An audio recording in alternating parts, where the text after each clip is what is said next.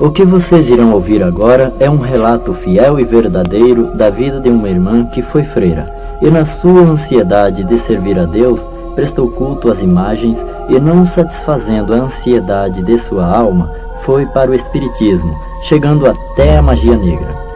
Irmã, sabemos que a senhora usou vários nomes. Qual é o seu verdadeiro nome? Meu nome é Dalva de Oliveira Morgado, sou membro da Assembleia de Deus de São José dos Campos, estado de São Paulo. Irmã, como foi a sua ida para o convento?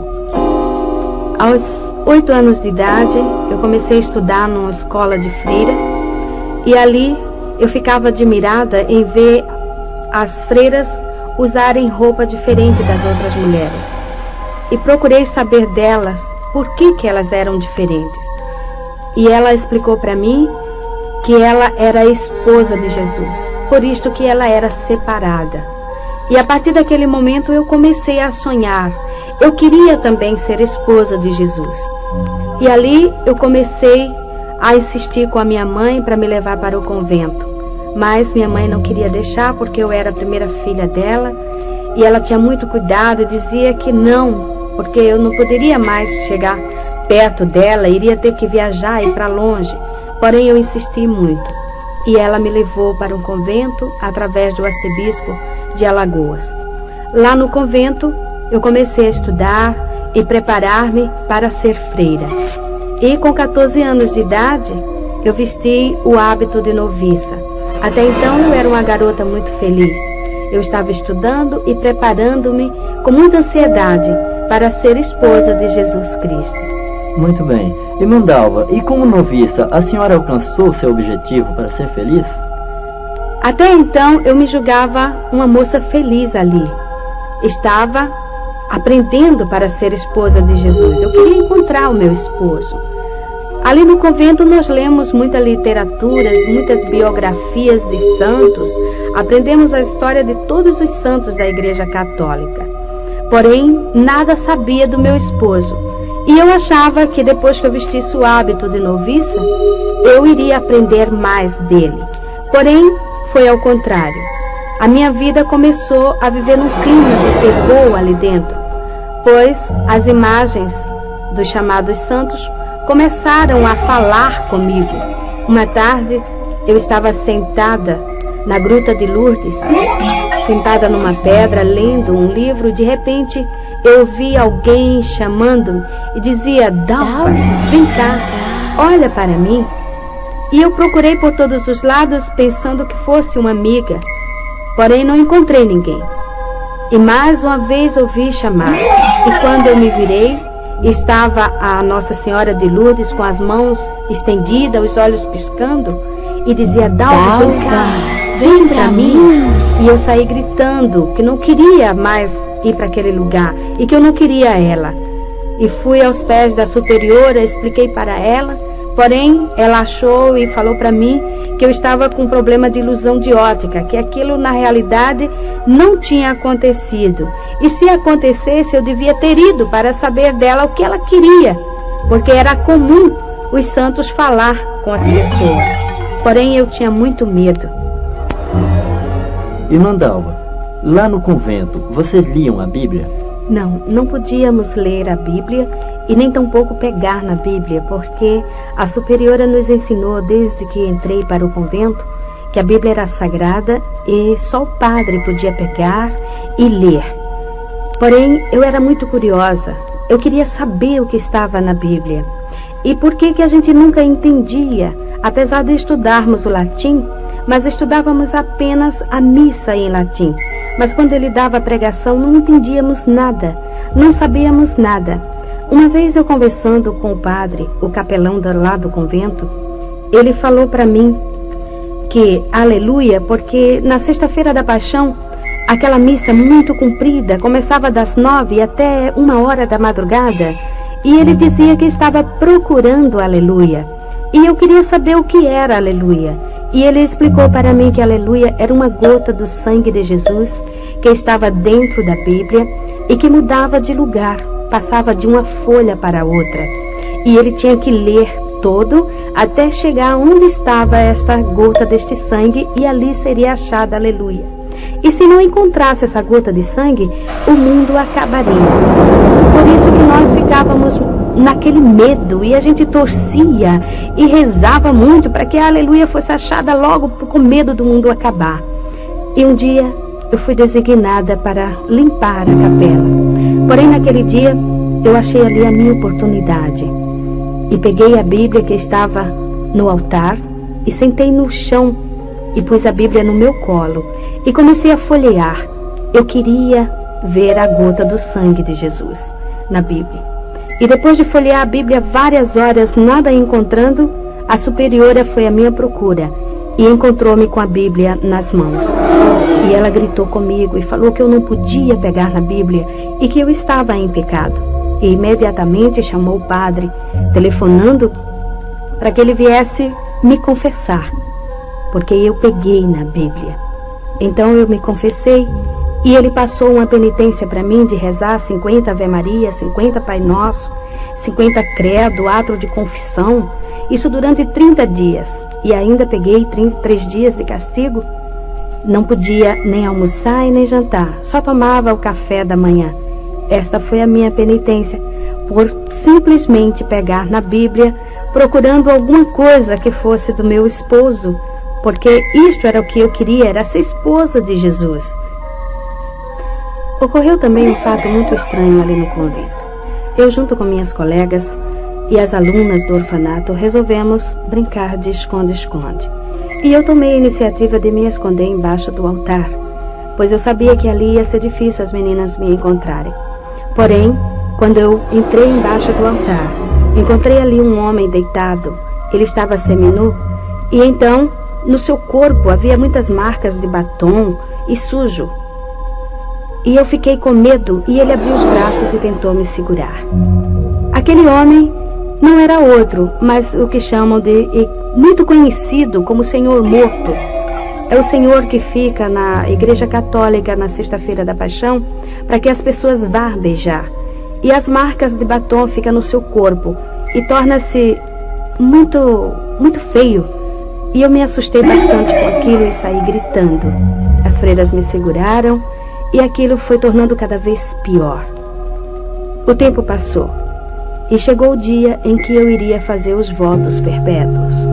Então, naquela noite, nós tínhamos que ficar em meditação até as 10 horas da noite no convento, rezando o ofício de Nossa Senhora, meditando do que seria a nossa vida dali para frente. Porém, de repente, eu comecei a ouvir alguém me chamar. E eu comecei a tremer de medo, fiquei arrepiada. Eu sentia que meu cabelo estava em pé. E eu procurei pensando que fosse alguma colega, porém não era. E assim na porta da entrada da capela, bem no alto, tinha uma cruz muito grande. Naquela cruz estava presa um Cristo do tamanho natural de um homem. E quando eu olhei para aquele Cristo, ele que fica sempre com o rosto pendido para um lado, ele estava com a cabeça firme, com a cabeça em pé. Os seus olhos piscavam insistentemente. Suas mãos presas na cruz mexiam os dedos no gesto de chamar. E dizia: Dalva, vem cá, olha para mim, vem cá. E eu comecei a gritar, a dizer que eu não queria ele, que eu não queria ir para ele. E eu gritando desta forma, aquelas pinturas do rosto dele tornou-se real. Aquela marca de sangue no peito dele também começou a jorrar e caía pelo chão. E as freiras que vieram me socorrer passavam por baixo daquela porta e sujavam-se no sangue que escorria pelo chão. E eu saía correndo porque eu dizia: não me toque, as suas mãos estão sujas de sangue. E elas fizeram um cerco, me seguraram e esfregavam meu rosto no chão e dizia: veja que aqui não tem sangue. Porém era real. Eu via aquele sangue. Eu passei uma noite muito apavorada e eu chorava muito. De manhã, a superiora chegou para mim e falou: Dalva, você não pode fazer os votos e você não vai vestir o hábito de freira. Você vai para sua casa, vai passar 1 ano fora. Se você melhorar, você pode voltar a ter mais uma oportunidade de fazer os votos. Irmã Dalva, e depois que a senhora saiu do convento, o que aconteceu? Foi o seguinte: a superiora aconselhou minha tia levar-me em um psiquiatra, porque segundo ela eu tinha problemas psíquicos. Minha tia me levou a uma psicóloga e a um psiquiatra. Fiz um tratamento de 3 meses. A cabo de 3 meses, a psicóloga chamou a minha tia e falou para ela terminar com o tratamento, pois eu era uma moça normal, não tinha problema nenhum. E não adiantava continuar com esse trabalho. Então, eu saí daquela psicóloga e do psiquiatra também, porque ela falou que o que eu podia ter seria alguma coisa de ordem espiritual, e isto já não pertencia mais para ela. Porém, lá no nosso apartamento já estava ocorrendo outros fatos também extraordinários, fenômenos que não sabíamos como explicar, pois de repente alguém jogava pedrinhas, alfinetes, pregos e agulhas em cima de mim, por onde quer que eu passasse. Este fato ocorria até mesmo quando eu estava tomando banho. Era impossível que fosse alguém que jogasse essas pedras, pois nosso apartamento fica na Avenida São João, em cima do edifício do MAP, no 20º andar. Era impossível ser uma pessoa. E a nossa empregada começou a falar que eram os guias, os espíritos que estavam jogando aquelas pedras, aqueles alfinetes, porque eu era médium de berço e que eu precisava ir num centro espírita para desenvolver e também para expulsar aquilo ali, e que se eu não fosse, ela iria pedir as contas, iria sair, não tinha mais condições para ela ficar ali também. E tomamos a decisão que eu iria para o centro espírita mesmo, porque já havia crescido muito, a gente já não podia mais almoçar e nem jantar, pois aqueles fatos ocorriam, jogavam aquelas pedras, aquelas coisas por cima até mesmo dos alimentos. E aquela senhora me levou em um centro espírita de mesa branca de Allan Kardec, na Estrada dos Remédios. Lá, o chefe do centro, que é o que chama um mentor espiritual, ele fez uma série de passes, segundo ele, expulsando e fazendo uma limpeza em mim, tirando aqueles espíritos que estavam fazendo essas coisas lá no apartamento. E ele explicou para nós que esses espíritos eram espíritos de pessoas que haviam falecido, porém não tinham tomado conhecimento de que estavam mortos e achavam-se dono do apartamento. E quem chegasse ali, ele fazia essas coisas para assustar, e quem tinha mediunidade percebia e via. Era o que ocorria comigo. Eu era também deficiente física. Eu tinha osteomielite, ou seja, câncer no meu joelho esquerdo. Minha perna era um pouco mais fina e mais curta que a outra. E quando ele viu isto na minha perna, ele falou que eu era assim porque na reencarnação passada, em uma discussão com uma jovem, eu havia cortado a perna desta jovem. E nesta encarnação, eu teria que pagar o sofrimento que ela passou. E eu custei, mas comecei a acreditar naquele homem, porque realmente o médico já havia falado que ia chegar numa época em que eu iria cortar a minha perna, porque o câncer, o câncer da osteomielite, ele destrói o osso da perna. É uma dor constante, eu fazia várias infiltrações, raspagens e tudo mais, e sempre a doença acelerada. E eu comecei a desenvolver ali no centro espírita. No centro espírita, nós encontramos os que chamam espíritos familiares. Em Jó, capítulo 7, versículo 9, a palavra de Deus nos diz o seguinte: os que descem à sepultura nunca tornará a subir. Então, o diabo, ele fica camuflado, escondendo a verdade para ludibriar as pessoas. Nós encontramos também em Isaías, no capítulo 8, versículo 19, o Senhor Deus nos advertindo também que não se deve consultar os espíritos familiares e os adivinhos que chireiam e murmuram entre os dentes. Assim como Deus coloca um anjo ao redor daqueles que o amam e que o buscam, o diabo também coloca um demônio ao redor das pessoas também que o servem. E quando aquela pessoa vem a falecer, aquele demônio assume a personalidade daquela pessoa, passando-se por ela, e manifesta no centro espírita, e ele diz para as pessoas que estão ali presentes: eu sou o teu pai, eu sou a tua mãe, eu sou o teu irmão, o teu vizinho, o teu amigo. As pessoas às vezes querem duvidar, porém ao escutar a voz é a mesma. E também aquele espírito diz: olha, eu gostava de usar uma roupa desta cor, eu usava este terno, ou mesmo este vestido, e eu gostava de comer este tipo de comida, e eu deixei na gaveta um objeto assim, um bilhete escrito no bolso da camisa, está no guarda-roupa assim, e a pessoa vai procurar e lá encontra exatamente como o diabo falou, e passa a acreditar naquele demônio, porque tudo isto não passa de demônios. E ali no Espiritismo eu passei 4 anos. Dali eu saí porque eu já havia cauterizado o meu entendimento, meu coração já estava endurecido. O diabo já estava conseguindo me transformar numa serva dele. E eu procurei algo que fosse melhor, e fui para a Umbanda.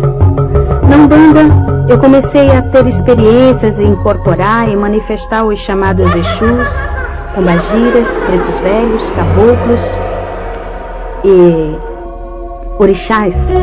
Orixá é o Zemanjá, a Oxum, Yansan, Xangô e tantos outros. Fazia muito trabalho nas encruzilhadas à meia-noite, trabalhos também de cemitério. Participava também de muitas festas, como eles chamam ali dentro, que é matança, beber sangue de animal, essas coisas todas. Ali na Umbanda encontram-se esses espíritos que cheireiam e murmuram entre os dentes. Quando o demônio manifesta, o chamado preto velho, o caboclo, ele curva-se todo, ele abaixa-se com o rosto quase entre as pernas, procurando sempre um cigarro, um cachimbo, ou mesmo um banco, e ele diz: louvado seja Jesus Cristo. E as pessoas que estão ali ao redor julgam entender que o demônio falou: louvado seja nosso Senhor Jesus Cristo. É mentira de Satanás. A pessoa que está com seus ouvidos agravados, o entendimento cego, ela entende: louvado seja nosso Senhor Jesus Cristo. O diabo, ele não pronuncia o nome de Jesus porque ele estremece, simplesmente em pensar no nome do Senhor Jesus. Mas eu também estava cega, eu também estava ludibriada, meu coração já havia virado uma pedra. E depois de passar quase 5 anos na Umbanda, chegou um dia em que o chefe do terreiro chegou para mim e falou: Dalva, aqui não dá mais para você ficar, porque aqui ou eu ou você já está sabendo mais do que eu, você já recebe mais entidades do que eu, os trabalhos mais pesados já é você que faz, então procura algo mais forte, sai daqui. Irmã Dalva, segundo essa expressão do chefe do terreiro, o que significa essa palavra mais forte, um lugar mais forte? É o seguinte, a Umbanda tem uma grande diferença do Candomblé. Na Umbanda eles julgam-se, os ubandistas julgam-se que eles fazem somente o bem, eles não fazem o mal, eles só procuram ajudar. E não tem essas matanças, não raspa a cabeça, não faz essas coisas. O diabo ali, ele é mais sutil, enganando as pessoas, com essa história de que os pretos velhos são os negros africanos, os caboclos são os índios que morrem, enganando assim as pessoas. Lembro-me bem quando eu estava na Umbanda uma vez, o preto velho manifestou e falou: quando o meu senhor batia em mim, ele me colocava em cima de uma pedra de gelo, até aquele gelo derreter. Eu estava ali sentado naquela pedra e ficava todo congelado. Hoje eu sei que o diabo estava mentindo, porque naquela época não havia geladeira. O homem ainda não havia inventado geladeira. Como aquele homem podia estar em cima de uma pedra de gelo? Mas, quando estamos ali, somos cegos, não observamos essas coisas, totalmente cegos. Então, eu fui para o Candomblé. O Candomblé é mais forte do que a Umbanda, porque lá eles têm os chamados segredos de camarinha, os fundamentos, como eles chamam, é uma religião. Agora ela é religião. Ele veio da África para o Brasil e assumiu um poder muito grande aqui no Brasil, onde existem muitos adeptos inclusive muitas autoridades, muitas pessoas aí de grande cultura, pertencendo ao candomblé, achando que está fazendo uma grande coisa. A diferença é essa, que o candomblé ele é mais forte. A pessoa, o diabo ali, ele já está mais assim, vamos dizer, aberto. Ele já se mostra mais com maior poder. Ele mostra a força que ele tem e o domínio que ele assume nas pessoas. Então ali no candomblé, eu entrei de roncó para fazer cabeça. Irmã Dalva, uma pergunta. O que significa essa palavra roncó? Roncó é um quarto pequeno, sem janelas. Ele só tem uma porta de entrada. A pessoa fica ali recolhida durante 30 dias, quase nua. Usa apenas uma saia amarrada no alto dos seios, deitada em uma esteira que eles chamam na linguagem africana de sissa. E ali eles passam 30 dias tomando banho de abor. Abor é um banho de águas misturadas com ervas e sangue de animal. Esta água ela fica em um vaso grande, enterrado durante 30 dias, ali curtindo. Ali cria bichos, muitas larvas. E é com esta água que a pessoa que está recolhida toma banho 30 dias. Às vezes, quando despeja água no corpo, aquela água fedida, escorre até os bichinhos pelo corpo. E a pessoa também fica manifestada com um demônio que chama-se Erê.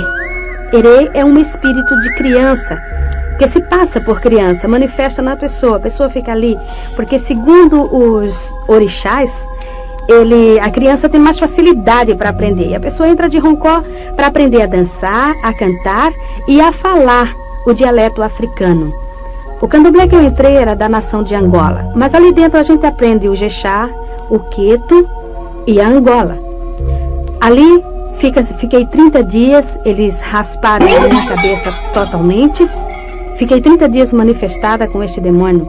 E o que ocorre, às vezes, quando toma aquele banho que os bichinhos ficam andando no corpo, o Erê, o demônio que está na pessoa, pega aqueles bichinhos e vai comendo. Com isso, nós vemos que o diabo é sujo. E tudo quanto está ao seu redor, e ele procura também levar a pessoa no mais baixo grau, levando a comer sujeira, a comer larvas. A pessoa fica ali dentro, a comida que vem são comidas que vêm sempre misturadas com sangue. São comidas, a gente não come o arroz, o feijão natural, é sempre aquelas folhas maceradas, é sempre coisas totalmente diferentes de um alimento normal de um ser humano. E depois de 30 dias que está passando por esta fase toda, que já aprendeu a dançar, já foi raspada a cabeça, então dá-se a matança de 21 animais. Aquele animal é tudo ele cortado em cima da pessoa, o sangue derramado no seu corpo e espargido em cima dos que eles chamam de sacudimento. São comidas que ficam ali expostas em tigelas e também pega-se com uma pedra que chama otá. Ali fica preso naquela pedra a vida da pessoa. Tudo que o pai de santo ou a mãe de santo quiser fazer com a pessoa, pega aquela pedra e chama pelo nome do orixá através daquela pessoa, porque a pessoa também recebe o nome do orixá, o nome que o próprio orixá vai dar no dia da saída dele, que chama saída do santo. Então ali ele pode fazer o que ele quiser com a pessoa, desde que é feito essa matança. Depois que é feito também curas, cortes no corpo da pessoa, que eles chamam de fechamento de corpo, que esses cortes são feitos com a navalha. No meu corpo ainda existem essas marcas, mas o Senhor, pela sua misericórdia, está fazendo desaparecer, mas ainda existem marcas, como o irmão mesmo pode ver, tem marcas ainda nos meus braços, que comprovam isto, que são as curas feitas. Também eles cortam no alto da cabeça, onde vai ser derramado o sangue, que eles chamam de axé. E depois o orixá sai para dar o nome. Irmã Dalva, o que é orixá? Orixá é uma palavra africana que vem do jeje. Então orixá significa santo para ele. E em vez de chamar santo, chama orixá. Por isso que dá-se o nome de pai de santo, ou seja, pai de orixá. E a pessoa recebe o santo. A pessoa tem o santo de frente, tem o do lado esquerdo e o do lado esquerdo, do lado direito. Então o de frente, que é o pai ou a mãe. No meu caso, eu tinha o santo que eles chamavam o Oxum Apará e o Logum Edé, que esses orixás, a Oxum Apará, segundo eles diziam que era uma santa guerreira. Por isso que eu era muito agitada, muito bagunceira, muito briguenta. E também o Logum Edé. Logum Edé é um príncipe de Satanás. Fiquei sabendo isso depois que eu me encontrei com Jesus. Ele saiu. Então, ele saiu, foi ele que fez a festa, uma festa de 3 dias, dia e noite, tocando e a gente dançando, ali manifestada naqueles demônios. Primeiro sai o Herê. O Herê, ele sai todo pintado, com bolinhas brancas na cabeça, totalmente raspada. Depois sai a que chamam mãe de cabeça, que no caso seria o Oxum Apará. E depois sai o último, que era o pai, o Logum Edé. Todos eles vestidos tipicamente.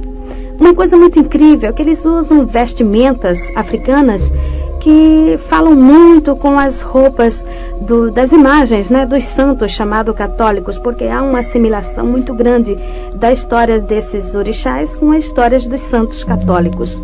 Por isso que os africanos, o Brasil aceitou muito o sincronismo do africano aqui no Brasil devido à história desses orixás. Uma coisa muito incrível também, e doloroso de nós falarmos sobre isso, é sobre a padroeira do Brasil. Porque nós sabemos do candomblé que esta estátua é uma estátua africana. Ela veio junto com os negros no navio negreiro, em um dos navios, e no candomblé existe um ritual que a imagem que é quebrada a cabeça, ela tem que ser jogada no rio. Ela não pode. E segundo o que nós aprendemos ali dentro, essa estátua seria a Oxum. É uma jovem escura e usa aquela vestimenta da que chamam Aparecida. É aquela mesma roupa e quando sai no candomblé ela sai vestida daquele jeito. Por isso o nosso Brasil está numa miséria total, porque está servindo não a Deus. Então ali, depois que sai vestido tipicamente, no dia seguinte, no final de tudo, dá-se o que eles chamam de axé do santo, ou seja, despachar aquelas matanças todas. Já passou 7 dias. As vísceras dos animais são fervidas em azeite do dendê e colocadas no altar, ali no roncó, para depois levar para o quarto do santo. Aquelas coisas ali expostas ficam podres depois de 3 dias. Mas a mãe de santo, o pai de santo, manifesta a Iaô, porque quando a pessoa entra de roncó é para ser Iaô, ou seja, inicianda. A palavra Iaô significa inicianda, ou seja, aprendiz. Ela vai aprender para mais tarde ser mãe de santo de candomblé. Então, ali dentro, ela manifesta de novo no santo e a mãe de santo tira pedaços daquelas vísceras que já estão totalmente estragadas e dá para o santo comer. Então a pessoa come aquelas vísceras, metade quase daquelas vísceras estragadas. E eles ainda pegam a cabeça dos animais, cozinham misturada com farinha, até os ossos derreterem. Depois que derrete tudo aquilo, fica aquele pirão. Então ali o Herê manifesta e senta ao redor daquela panela e come tudo aquilo, deixando apenas os ossos, que vai ficar junto com aquela pedrinha chamada Otá. Porque ali está o que eles chamam de fundamentos. É o fundamento da Iaô. Se o pai de santo quiser matar a Iaô, ele vai fazer bruxaria, ele vai fazer a feitiçaria, ou seja, a macumba, com aquela pedra e com aqueles ossos. Depois de 30 dias, eu me vi numa tarde, deitada em uma esteira assim na calçada, e alguém chamava por Dalva. E eu demorei bastante para descobrir que a Dalva era eu. E quando eu respondi, eu levei uma varada nas minhas costas, que ardeu e doeu bastante. E alguém me chamou mais uma vez, Dalva. E quando eu respondi, senhora, levei outra varada, e assim foram a 3ª e a 4ª e a 5ª vez. E eu me levantei e perguntei, por que a senhora me bate? O meu nome é Dalva. Ela falou, não, você não é mais a Dalva. A partir de hoje a Dalva morreu, ela não existe mais. O seu nome agora é Itameuá. este é o seu nome, ou seja, é a sua Digina. Digina, na linguagem Jexá, significa nome. E ela falou também para mim que eu não podia responder a ninguém por Dalva. Se alguém chamasse Dalva, eu não respondesse, porque se respondesse, o santo ia virar aonde eu estivesse. E para mim era difícil me lembrar, muitas das vezes, daquele nome. E quando alguém chamava por Dalva, alguém que não sabia que eu tinha recebido este nome de Itameuá, me chamava por Dalva, eu costumava responder. O santo realmente manifestava e me levava, às vezes, distâncias muito prolongadas até a mãe de santo, onde ela estava, e lá ele batia com a palmatória na minha mão até inchar, para que eu me lembrasse que o meu nome era Itameuá. Uma vez eu estava em um restaurante de luxo em Recife, num hotel 5 estrelas, pois naquela época eu era muito rica. Eu era uma das maiores fazendeiras do estado de Alagoas. Nós tínhamos uma grande pocilga, ou seja, uma criação de porcos muito grande, no município de Alagoas chamado Arapiraca. E ali, eu naquele hotel, nós estávamos jantando. Era uma tarde, nós havíamos participado de uma exposição de animais. Os nossos animais tinham sido premiados com medalhas de ouro e nós estávamos ali comemorando. Então, de repente, alguém chamou Dalva para que eu olhasse que iria bater uma fotografia. E quando eu me virei respondendo, o Herê manifestou em mim e começou a virar as mesas, começou a jogar macarrão, carne, doce em cima das pessoas, e no outro dia estava o meu nome estampado nas colunas sociais, como a maior fazendeira fez escândalo no hotel de luxo. O diabo, ele não estava tão somente satisfeito em me aprisionar. Eu já não tinha mais coração. Era uma pedra, eu não tinha sentimentos. Fazia anos que eu não sabia o que era derramar uma lágrima. Para que os irmãos tenham uma ideia, em uma discussão com meu esposo, lá na fazenda, eu estava nessa época tirando uma Iaô de Roncó. Então, E essa Iaô, o santo dela era Obaluaê. E segundo o que nós aprendíamos, e havia aprendido, Obaluaê era o dono dos porcos. E nessa briga que eu tive com meu marido, porque eu tinha separado para mim alguns porcos para matança de animais lá do candomblé e para vender também. Era a minha parte, era a minha cota. Eu não queria que ele pegasse ali. Então, nessa discussão, porque ele havia pego os animais e vendido sem me consultar. E eu falei com bastante ira, eu disse, agora eu estou indo para o candomblé. Eu vou tirar uma Iaô de Obaluaê. E se realmente Obaluaê é o dono dos porcos, eu quero que ele tome conta desses porcos todos, de tudo quanto aqui tenha, e me dê conta. Eu quero que ele preste conta para mim de tudo. Eu falei isso e entrei no carro e fui para o candomblé. Uma semana depois, era de madrugada quando o nosso vigia bateu na minha porta e falou, Dona Dalva, tem 10 animais mortos. E ali era apenas o início. Rapidamente, em 21 dias, morreram todos os animais. Realmente, o diabo havia prestado conta do que eu havia falado. Realmente, ele mostrou que ele era o dono dos porcos. Só que eu fiquei na miséria. Tinha uma dívida grande no banco para pagar e não sabia como. E outra pessoa resgatou a fazenda. E tivemos que largar tudo e sair sem nada. O diabo, ele não tem amor a ninguém. Nem mesmo aqueles seus adeptos, nem mesmo aqueles que estão servindo a ele. Pois eu era uma serva de Satanás naquela época. Eu servia mesmo, eu fazia tudo quanto ele queria. Eu só comia o que o diabo determinava. Eu só vestia o que ele determinava. Cada dia da semana eu tinha que vestir uma roupa diferente na cor que ele escolhia. Eu não podia comer determinadas comidas. E se eu comesse, eu caía de cama doente. Eu ficava enferma. Ele batia em mim. E eu vivia numa vida totalmente oprimida. E durante este tempo, eu fiquei 7 anos aprendendo ali com a mãe de santo para ser mãe de santo de candomblé.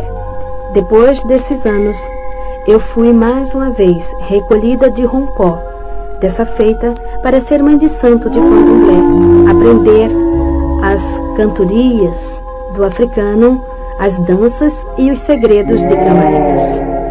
Irmã Dalva, o que vem a ser segredos de Camarinha? Segredos de Camarinhas são o que eles chamam de fundamentos, ou seja, as palavras, as rezas que eles falam quando estão raspando a cabeça das pessoas, quando eles estão cortando os animais, os pedidos que eles fazem, aprender a jogar búzios, a ler a mão, a ler cartas e outras coisas. Também como fazer feitiços, como fazer bruxarias, cada tipo de bruxaria diferente, as rezas, essas coisas todas. Estes são os segredos de Camarinha. Como mãe de santo, eu abri terreiro em Arapiraca, no estado de Alagoas, foi o primeiro. O segundo foi em São Paulo, no Jardim São Paulo, lá em Guaianazes. O terceiro foi no Rio de Janeiro e outro em Londrina, no Paraná. Como mãe de santo, eu já estava totalmente dominada pelo Satanás. Meu coração era uma pedra, não tinha sentimentos, não tinha também paz e nem alegria. Era uma criatura muito vazia, porém não mostrava para ninguém. Eu mostrava uma satisfação que na realidade eu não tinha. Muitas das vezes no meu quarto, sozinha, eu chorava, porque havia dentro de mim um grande vazio. Alguma coisa não estava se dando bem comigo, porque faltava algo dentro de mim. E eu cada vez mais me aprofundava ali dentro. Vivia constantemente raspando cabeça de outras pessoas, ou seja, recolhendo iaô de roncó e fazendo macumbas. Era convidada para ir em outros estados fazer bruxarias e feitiçarias. E não estando satisfeita, eu saí dali do candomblé e achei por bem entrar na magia negra. A continuação deste testemunho está no LP volume 2, com a irmã Dalva relatando como foi a sua entrada para a magia negra e o seu encontro com Jesus.